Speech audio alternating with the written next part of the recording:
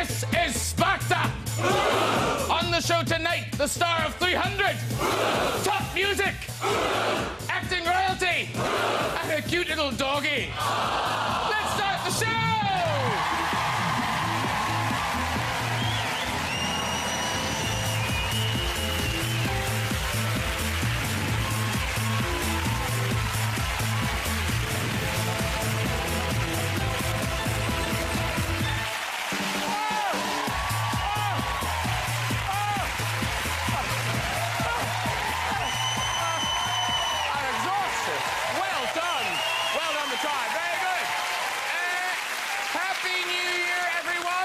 First show of 2012, and what a show it's going to be. Hollywood hunk Gerard Butler is here.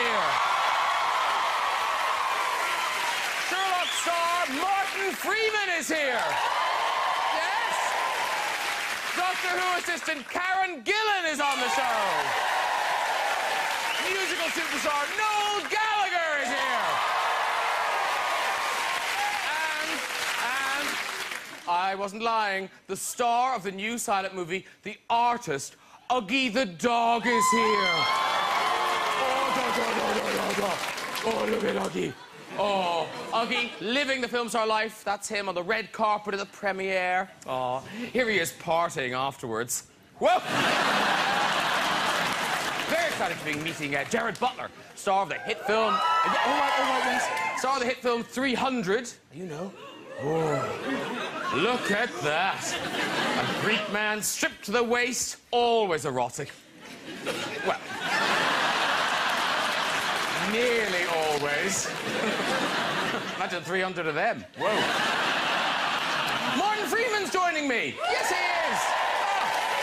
Oh. Martin currently appearing as Dr. Watson in the brilliant new series of Sherlock. You watching that? Fantastic.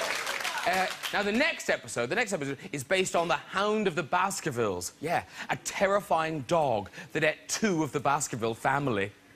Yeah. Oh, I could not eat another Baskerville. The first episode was action-packed, ladies and gentlemen. Holmes and Watson had to deal with a robbery in Baker Street, a heist in Westminster, and even a snatch in Belgravia. Let's get some guests on! Later we'll be having music and chat with Noel Gallagher. But first, the doctor will see me now. It's Dr. Watson himself, Martin Freeman! Woo! Gorgeous! You're very welcome, sir. Have your seat. There you go. She made a big splash as Amy Bond. It's Karen Gillan! Oh! Beautiful! Hello, my darling. Sit yourself down, Karen Gillan. And at last, I've got my very own butler. It's Gerard Butler!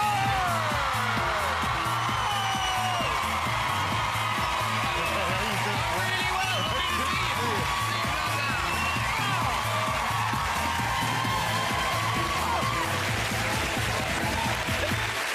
There you go. Oh, Happy New Year, all. Happy New Year. They love you all. We won't ask where that assuming's coming from. They just love you all. Equally. Equally. Yeah. Just because Gerard got a bigger round of applause, that means nothing. By the way, this is from Martin's partner. Oh, thank you. Good luck on the show. Thank you. Show. Just told me to pass that on. He's a vessel for love. Oh, that's really lovely. That's very nice. By the way, you went right past Karen Gillan. We already had a kiss. Oh, did you? Oh, OK. Well, fair enough. I'll keep the show as quick as possible so you get back to it. No. And you've just come from a premiere. I did, yeah. Yeah, of Coriolanus. Coriolanus, yeah. Very good. So, but I gave that up to come and see you. That's very good of you. And now, you look very nice, but I thought, you know, you're a Scot. I thought you might be sporting, you know, the kilt on the red carpet. No, no. Do you ever do the kilt? Oh, yeah, I've done the kilt. I've done the red carpet? Not in the red carpet, no. I don't think I you should do it. Yeah, maybe I should. A lot of people are going, yes, you have. In Glasgow? Oh, I did! Oh, God.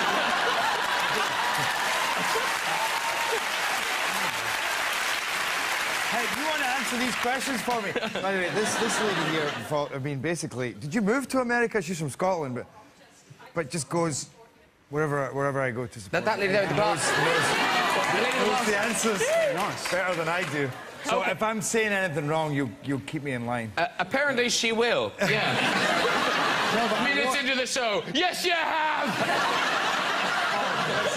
So I wore a kilt at my sister's wedding, though, in Paisley, Scotland, and I had to go up and do a reading, and my mother and the family were in the front row.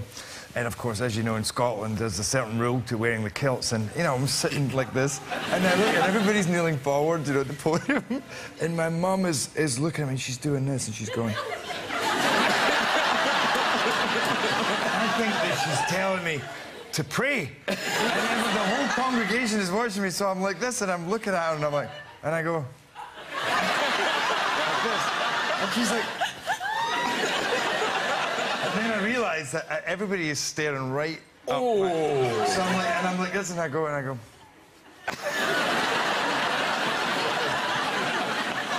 that's why I always forget that I've worn kilts. It's always a disaster. Because you're from Scotland as well. I am, yeah. So, have you had a kilt experience? I'm still traumatised by something that happened to me the other day, actually.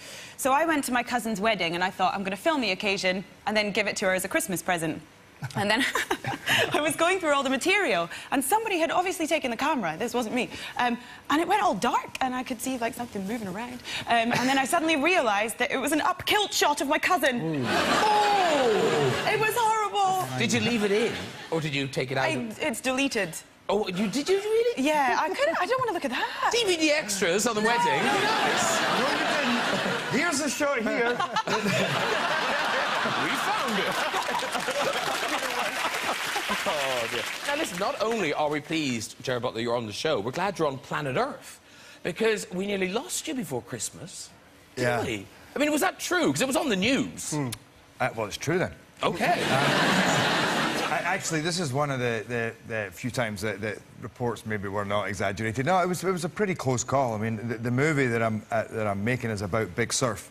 So we're in a place called Mavericks where the waves are huge, and I'd been out there, you know, paddling in big waves. I even surfed a couple of big waves, and then suddenly these waves came out of nowhere, and I'm with three of the best surfers in the world, and they're just going, "Paddle, Jerry, paddle!" And I'm paddling on my board as it just, this wave spread across the skylight, and it came, it was about 30 feet high, and just dived in, and it took me. And I was under, and I'm thinking, you get to that stage where you're like, oh, I gotta get up. I ripped my leash off, so I knew there was nothing to pull me up. I'm just tumbling, going. And I'm thinking, all right, I need to get up. And then I felt the next wave go, and it all started all over again. Oh, and I'm my like, God. Wow.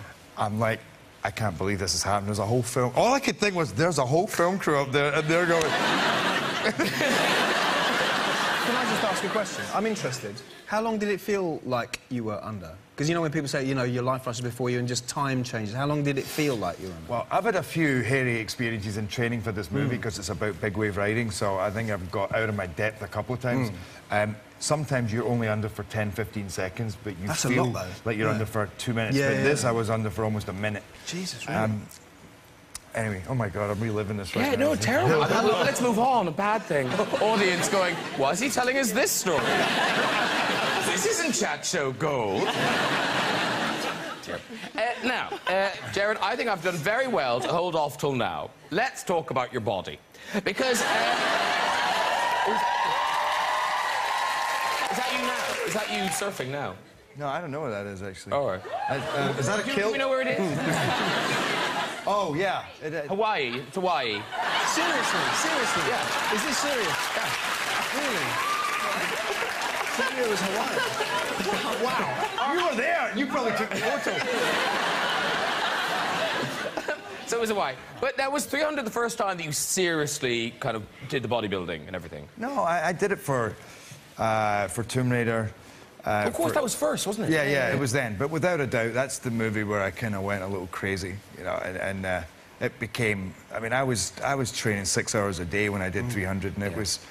You know, I was pumping, you know, and I would have a trolley of weights round, and it just, you know, between each take, you know, because it actually, in all seriousness, really helped me get into the intensity of the character, because I noticed in another movie I had done half a Beowulf, where it was a Viking movie, and I'd done half of it on weights and half of it not, and I could so see a difference with, you know, the aggression, the testosterone, I guess, the testosterone, actually, yeah, that's in the character when at the period when I wasn't. Because in Love Actually, Martin, you had to get your kid off. You were a porn double. Well, I must say this.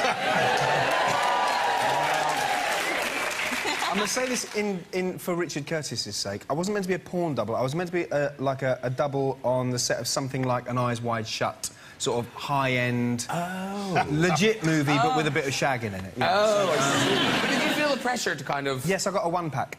and Richard was strict with me about that. I came in with an 8-pack, and he said, it's got to go. You've got to look more normal. Got to look more approachable. So, no, it would have been silly for me to have played like a nice, likeable bloke with, you know, with Gerard's physique. Yes. Not that I probably wouldn't have got Gerard's physique, because I don't think I have that same commitment. No. I don't think I have that. And I take my hat off to that. And in between movies, when you don't have to look like that, do you let it go? Depends what I have coming up next, you know, and I always try and keep in some kind of condition, because I train, when I train again, but it's very intense. Yes. You know, especially if you're playing a role like Leonidas, and sometimes you let go as intensely. And have you ever kind of, you know, met a nice lady and sort of got home and you've taken some clothes off and she's gone, are you the Gerard Butler that was in 300? It's happened many times. Oh, no, really? Yeah. They asked for their money back.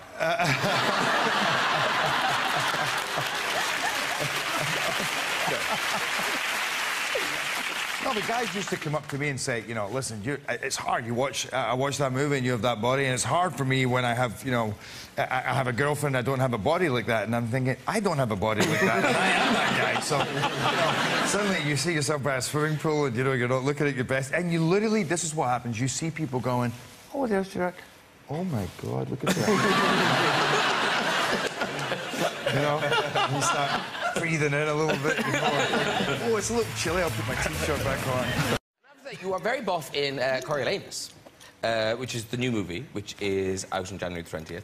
That's not me. No, that's Ray Fiennes. You're the other name. Oh, yes. And it's Shakespeare, but it's a very accessible kind of telling of the story, isn't it? Yeah.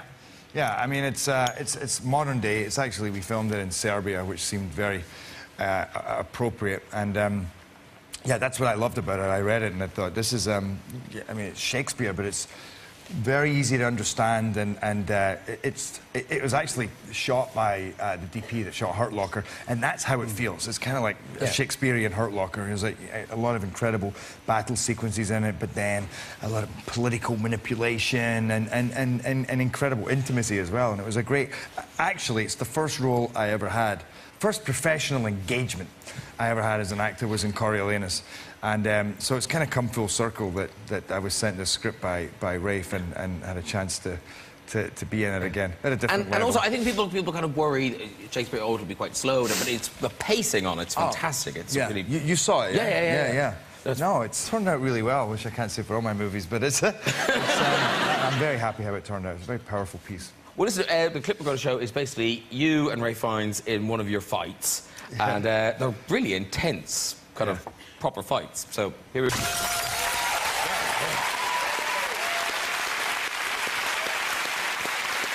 It's full on. Talk about Shakespeare being accessible. Yeah. You don't even have to listen to any Shakespeare.